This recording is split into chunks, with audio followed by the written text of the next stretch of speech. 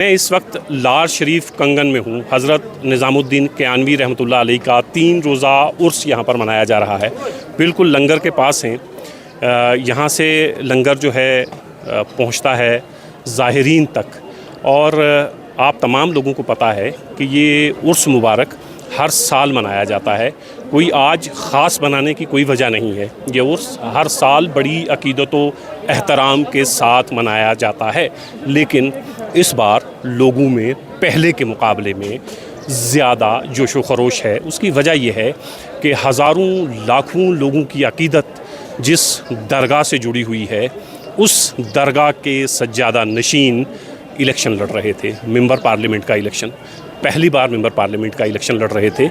और ये इस दरबार की और मियाँ अल्ताफ़ साहब की और इस ख़ानदान की लोगों के तईं लोगों की अक़ीदत और एहतराम का नतीजा कि तकरीबन 2.5 लाख से ज़ाहिद वोटों से मियाँ अल्ताफ़ ने यहाँ जीत दर्ज की और हराया।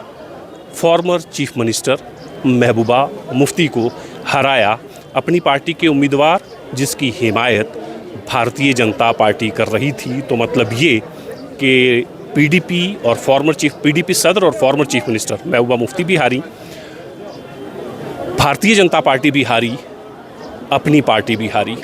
और उस जीत के 2-3 दिन के बाद यहाँ पर उर्स, लेकिन ये उर्स का ताल्लुक़ उस जीत से नहीं है। मैं इसलिए बार बार कह रहा हूँ कि कुछ लोगों को ये मुगालता हो सकता है कि हज़रत की जीत के बाद ये तमाम चीज़ें हैं। ये हज़रत की जीत से इसका कोई ताल्लुक़ नहीं है। ये उर्स हर साल बड़ी अक़ीदत और एहतराम के साथ मनाया जाता है। इस उर्स में तकरीबन मतलब आप जहाँ तक आपकी निगाह जाती है वहाँ तक लोग खड़े हैं। आप ताहद्दे नज़र एक तरफ लोग ही लोग खड़े हैं, एक तरफ गाड़ियाँ ही गाड़ियाँ हैं। मैं ख़ुद तकरीबन 7 से 8 किलोमीटर पैदल सफ़र करके यहाँ पहुँचा हूँ। वजह ये कि इस दरगाह के साथ सिर्फ़ जम्मू और कश्मीर ही नहीं बल्कि हिंदुस्तान भर की अक़ीदत जुड़ी हुई है। तो हिंदुस्तान की मुख्तलिफ़ रियासतों से यहाँ अक़ीदतमंद बड़ा एहतराम करते हैं और अक़ीदतमंद यहाँ पर पहुँचते हैं। वही नज़ारा इस बार भी था। बहुत से लोगों से बात हुई, हज़ारों की तादाद में लोग हर साल यहाँ आते हैं, इस बार लाखों की तादाद में है। उसकी एक वजह ये हो सकती है कि दरगाह के सज्जादा नशीन इलेक्शन भी जीते हैं। वो भी एक वजह हो सकती है कि लाखों की तादाद में लोग यहाँ पर पहुँचे हैं। हज़ारों की तादाद में लोग यहाँ पर हमेशा आते ही थे। तो ये उर्स हज़रत मियाँ निज़ामुद्दीन कियानवी रहमतुल्लाह अलैह के नाम से उर्स मनाया जाता है। और हज़रत मियाँ अल्ताफ़ साहब के जो दादा थे मियाँ निज़ामुद्दीन, ये उनके नाम पे उर्स नहीं है। ये भी मुगालता रहता है कि उनके दादा के नाम से ये उर्स है। ये उर्स उनके दादा के पीरो मुर्शिद जिनका नाम हज़रत निज़ामुद्दीन था, उन्हीं के नाम से हज़रत मियाँ अल्ताफ़ साहब के दादा का नाम भी रखा गया। तो निज़ामुद्दीन कियानवी रहमतुल्लाह अलैह के नाम से ये उर्स मुबारक जिस तरफ भी निगाह जाएगी वहाँ आपको लोग ही लोग दिखाई देंगे। जब में गफ़ीर है, जब ज़मीन पर कम लोग हो गए, जब ज़मीन कम पड़ गई लोगों के लिए, तो फिर लोगों ने यहाँ आसपास में जंगल है तो लोग पेड़ के ऊपर चढ़े हुए थे, दुआ में शरीक हुए, अपने सज्जादा नशीन को देखने के लिए, सुनने के लिए, दुआ में शामिल होने के लिए लाखों की तादाद में लोग यहाँ पर पहुँचे हैं।